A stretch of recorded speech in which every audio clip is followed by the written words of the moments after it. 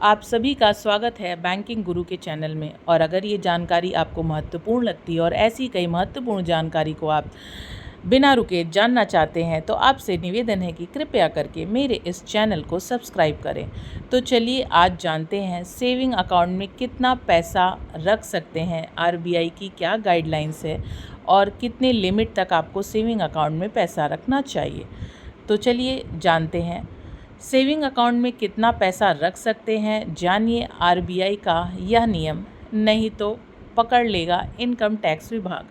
हम सभी को पता है कि अगर हम सेविंग अकाउंट में जो भी लिमिट आरबीआई के द्वारा तय करी गई है, अगर उसके ऊपर पैसा रखते हैं तो क्या होता है, इनकम टैक्स विभाग हम पे छापा मार देता है या इनकम टैक्स विभाग हम पे कुछ सख्ती से कानून लगाता है, जो कि आगे जानते हैं। सेविंग अकाउंट भारत में सभी लोग सेविंग बैंक अकाउंट खुलवाते हैं, लेकिन सेविंग बैंक अकाउंट खुलवाने के साथ साथ उन्हें बहुत ही महत्वपूर्ण बातों पर ध्यान रखना होता है कि उनके सेविंग बैंक अकाउंट में कितना पैसा होना चाहिए और आरबीआई का क्या नियम है। तो सब लोग बार बार सोच रहे हैं कि ये आरबीआई आरबीआई आरबीआई। मुझे लगता है कि ये बताने की ज़रूरत नहीं है, लेकिन फिर भी मैं अपनी तरफ से आपको जानकारी दे देती हूँ। RBI reserve bank of India है, ये गवर्नमेंट बॉडी है। ये सभी बैंकों को मॉनिटर करता है ना, ये सभी बैंकों के ऊपर नियम कानून लगाता है और देखता है कि सारे बैंक अपने तय किए गए शर्तों, जो भी नियम कानून है, उसका पालन कर रहे हैं। और आरबीआई होली सोली, आप एक ले लैंग्वेज में कह सकते हैं, बैंकों का पापा है ना, क्योंकि आरबीआई के ही द्वारा लगाए हुए सारे नियम कानून को सभी बैंक को फॉलो करना होता है। आज के इस आधुनिक दुनिया में डिजिटल बैंकिंग का चलन सबसे ज़्यादा बढ़ गया है। एक रिपोर्ट के मुताबिक पूरे देश भर में लगभग 80% लोग बैंकिंग सेक्टर से जुड़े हुए हैं। नई पीढ़ी जैसे जैसे डेवलप हो रही है, सबसे ज़्यादा बैंक में पैसा रखे जा रहे हैं, क्योंकि उन बैंकों पर सबसे ज़्यादा लोग भरोसा करते हैं। सरकार के तरफ से जनता के लिए सुविधाओं को पहुंचाने के लिए बैंकों की सेवाएं, बैंकिंग सर्विसेज को मजबूत बनाया जा रहा है। तो हम सभी आज के टाइम पे कैश पे कम और अपने फ़ोन के ऐप्स पे ज़्यादा बिलीव करते हैं, क्योंकि डिजिटल ज़माना हो गया, कब तक कोई कैश लेके चले। तो इसी वजह से लोग आज के समय में, और ख़ास तौर से यंग जनरेशन जो है, वो अपना पैसा ज़्यादातर बैंक में ही रखती है, सारे ट्रांजैक्शंस ऐसे ही कर लेती है।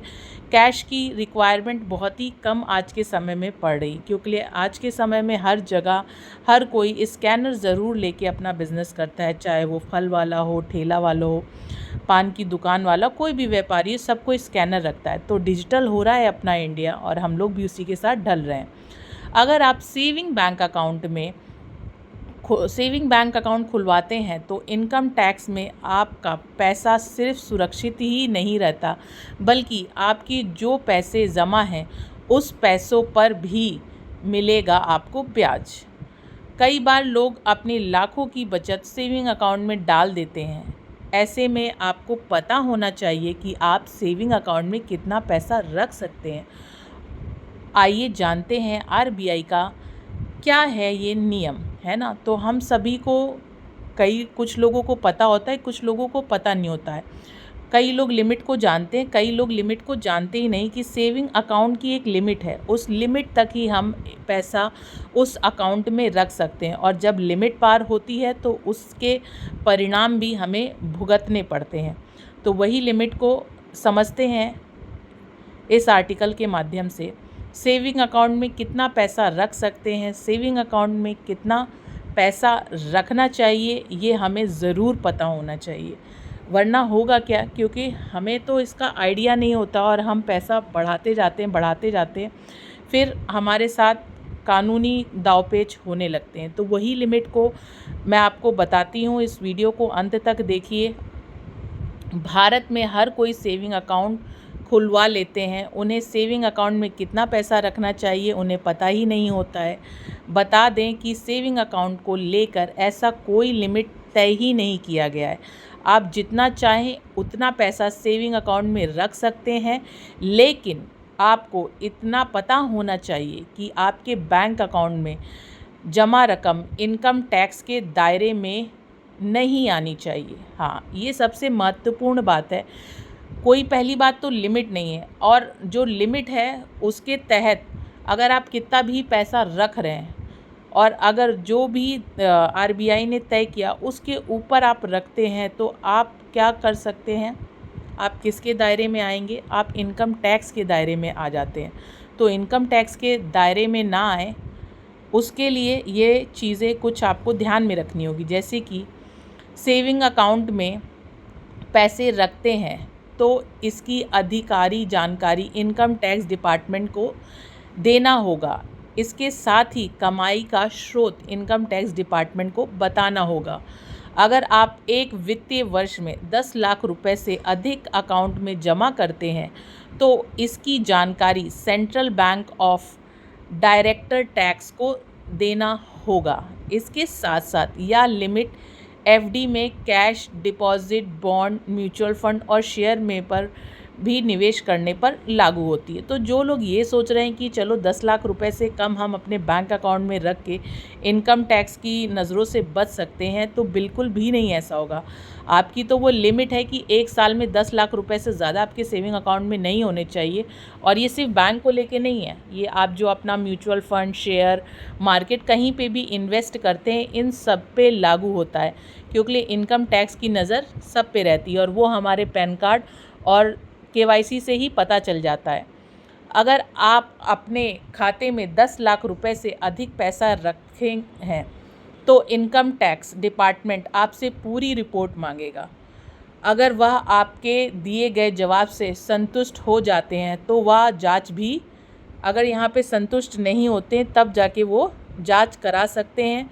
इस प्रकार अगर जांच में आपको पकड़े जाते हैं तो आपको भारी जुर्माना देना पड़ेगा। इनकम टैक्स डिपार्टमेंट जमा रकम पर लगभग 60% टैक्स, 25% सरचार्ज और 4+ सरचार्ज टैक्स को लगा सकता है। तो आपको भी पता है इनकम टैक्स के थोड़े नियम, कानून, कायदे सख्त हैं। अगर आप उनको सही तरीके से जानकारी नहीं देते हैं कि अगर आपके पास इतने रुपए हैं, इसका कमाई का स्रोत क्या है, कहाँ से ये पैसे आए हैं, और अगर आप गलत साबित होते हैं तो आपको पता है इनकम टैक्स जुर्माना के साथ साथ जेल भी भेज देता है। सेविंग अकाउंट में पैसा रखना सही है या फिर गलत, ये डिसीज़न मैं आपके ऊपर छोड़ देती हूँ, क्योंकि मैं आपको सारी जानकारी दे रही हूँ। आपको करना क्या है, अपनी सूझबूझ का इस्तेमाल करना है। आपको बता देते हैं कि बचत खाते में मोटा रकम रखने का कोई मतलब ही नहीं है। आप इन पैसे को शेयर बाज़ार या म्यूचुअल फंड में निवेश कर सकते हैं जिससे आपको अच्छा रिटर्न मिल सकता है। तो जो लोग म्यूचुअल फंड, शेयर बाज़ार में जाना चाहते हैं तो उनको पहले इससे रिलेटेड जानकारी होनी चाहिए और जानकारी के साथ एक लंबे समय तक आपको इसमें निवेश करना चाहिए, तभी इसमें फ़ायदे हो सकते हैं। और मैं इसीलिए कह रही हूँ फ़ायदे हो सकते हैं क्योंकि ये जो मैं बातें हैं ये सब मार्केट के ऊपर निर्भर करती है। लेकिन कुछ ऐसे सेफ़ फंड हैं जहाँ पे अगर आप पैसा लगाते हैं तो आपको थोड़ा रिटर्न कम ज़रूर मिलेगा लेकिन गारंटीड मिलेगा। जैसे कि इंश्योरेंस हो गया, एफडीज़ हो गए, तो ये सारी स्कीम्स में पैसे कम होते हैं लेकिन गारंटेड होते हैं। इसके साथ ही अगर आप जोखिम नहीं उठाना चाहते तो फिर आपको बैंक में ही अपने पैसे को रखना सही होगा। लेकिन कहाँ तक सही होगा, अगर आप अपने बैंक में 5 लाख रुपए तक रखते हैं किसी भी बैंक में, अगर आपके पैसे बहुत ज़्यादा हैं तो ये ध्यान रखिएगा कि आरबीआई सिर्फ 5 लाख तक का रिटर्न देने का वादा करता है, इसके ऊपर नहीं। तो मेरी राय ये है कि 5 लाख रुपए अगर आपके पास बहुत पैसे हैं तो अलग अलग बैंकों में रखें कि किसी भी बैंक के डूब जाने से आपकी जो गाढ़ी कमाई है उसके ऊपर कोई फ़र्क ना पड़े। अगर आप अपने पैसों से सबसे ज़्यादा लाभ प्राप्त करना चाहते हैं, वह भी बिना किसी रिस्क के, आप बैंक में उसी पैसे को फिक्स डिपॉज़िट करवा सकते हैं। फिक्स डिपॉज़िट अगर आप एफडी कराते हैं तो एफडी में आज के समय में जो रेट ऑफ इंटरेस्ट चल रहा है 7% है ना। आने वाले समय में और भी कम हो जाएगा, लेकिन इसकी भी एक लिमिट है ना। हमें अपना पूरा का पूरा पैसा कभी भी एक स्कीम में नहीं लगाना चाहिए, अपने पैसे को डाइवर्सिफाई करना चाहिए।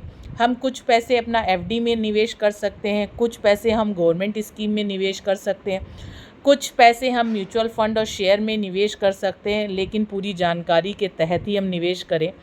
और कुछ पैसे क्या 50% पैसे मैं कहूँगी अपने आपको इंश्योरेंस में निवेश करना चाहिए, जब आपकी कोई प्लानिंग ऐसी हो जहाँ पे आपको अपने बच्चे की पढ़ाई, बच्चे की शादी या अपना रिटायरमेंट आपको तय करना हो कि हमें ये प्लान्स की ज़रूरत है, आगे चल के पड़ेगी। तो इंश्योरेंस सबसे बेहतर माध्यम होता है अपने पैसों के गारंटीड रिटर्न के लिए।